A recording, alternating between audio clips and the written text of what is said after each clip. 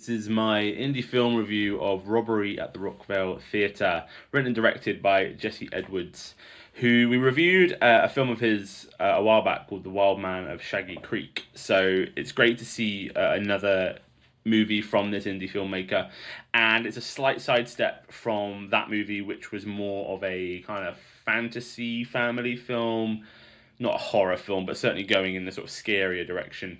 With this, you can imagine it's like a children's version of Knives Out. It's a detective story. We have two characters, Seth and Andi, brother and sister, who need to solve a crime that's happened at the theatre whereby the cash from a fundraising event has been stolen, and if they don't get it back, Seth's acting dream may not come true. And we get lots and lots of elaborate characters. It's very flamboyant and eccentric, the way this story has been kind of put together with the characters. And because it's set in a theatre, it kind of all makes sense that they are like that. There's a lot of people putting in very passionate performances, which is great. And the brother and sister enlist the help of a character called Monsieur, a French detective child, played by David Dupre, who is excellent. I think in my written review I mentioned that that's I think potentially could have been the titular character. I think it maybe have made it a little bit more like Enola Holmes and stuff like that. But yeah, anyway, so these kids get on the case and try and solve what's happened to the cash. Now, straight off, in terms of strengths, brilliant aesthetic. It looks great, very well polished. I could see this. I've got kids myself.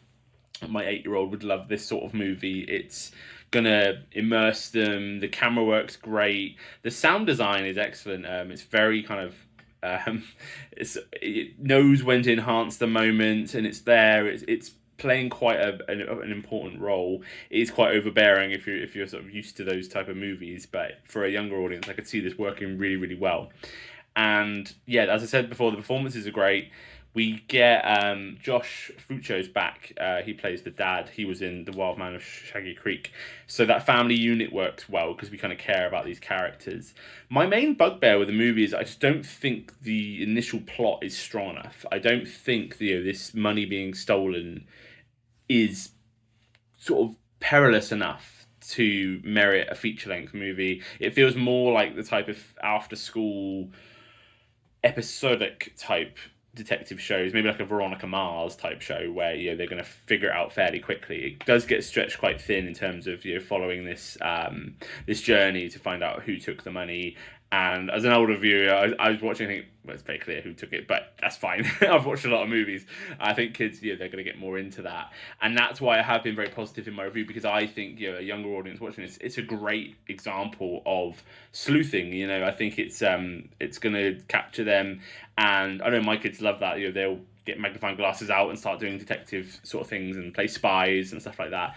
This film fits really well into that. It's got a very family feel to it, but adults can enjoy it. There's a few gags in there that did make me chuckle.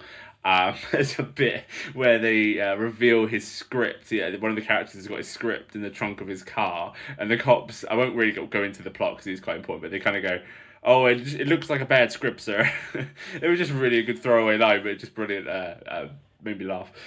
But yeah, it's one of those movies as well that if you wanted to, you could pull it apart, but I don't think that's the spirit of it. I think that it's got that sense of it's been put together. It's got lots of smooth edges for me, and the way that they have enough gags, enough funny lines in the script to keep things moving really effortlessly.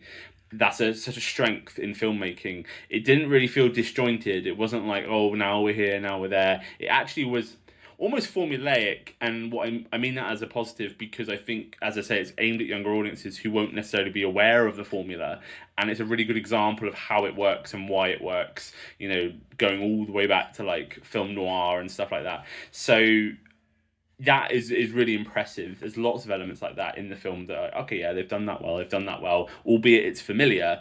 I think it's great for a newer audience to discover those. And hats off to the younger performers, because it is a impressive leap for some of these. Like I said, I think Ayla Bullington, she was in The Wild Man of Shaggy Creek as well.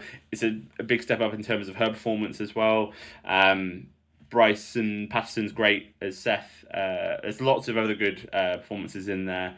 Particularly, I can't remember the actors' names, but there's three guys that are like Seth's like competition. They want to get the lead role in the play, and they're really, really good, really funny. But yeah, the film itself, I don't think it's out yet. I'm one of the first to see it and review it. We're going to review it on the UK Film Club podcast, so I can't wait to see what Brian makes of this, because he's a theatre fan, so I think he'll get a kick out of this as well.